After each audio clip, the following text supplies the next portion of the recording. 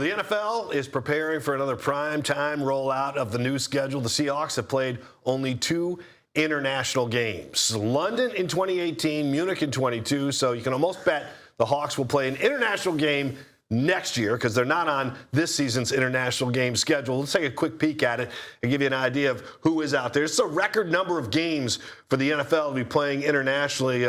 Well, we look at that, Chris. Did you want Australia, Paul? Did you want to go to Australia? I'm not ready for that 17-hour flight. No, I really am not, especially in coach. Yeah, I mean, that's a long way to go right on the gates, isn't it there? Yeah. I think, I love, it's become, what they're doing, Paul, and you've seen it. You were in Munich, you were in London. The key is to make this an international, and people love watch. I mean, you were in Germany. They loved watching the Seahawks there. Every jersey you can imagine. I mean, they don't come with just a Seahawks jersey or a Bucs jersey. They come with everything. So it's pretty cool to see because that's how much the NFL has grown in popularity overseas. These guys show up. I mean, seriously, all 32 teams are represented in the stands, and there's a ton of them everywhere. So they cheer for both teams, and the Seahawks have a tremendous following, by the way, in Germany. Can we bring this schedule up one more time? Because I think what's also interesting this year, Paul, with this is you look at this international schedule, and you don't see the Seahawks.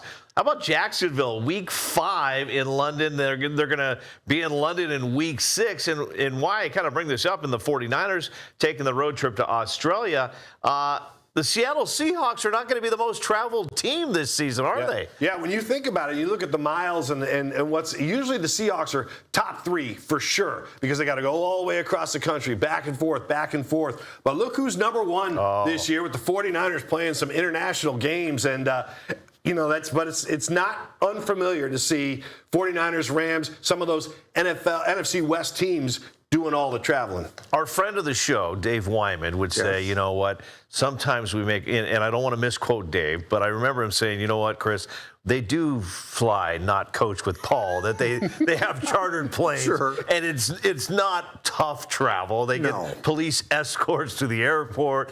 In the end, do we make too much a big deal about the travel and how much they got to travel? I think it's a mental hurdle and understanding how to get people there soon enough so they can make the adjustment. I think that's what, and we study the body, and we study the cycle and the sleep and the eating and the water and all this stuff. I mean, it wasn't really around when I was playing, but they do it to a T now. So I think these guys can make the adjustment and deal with it.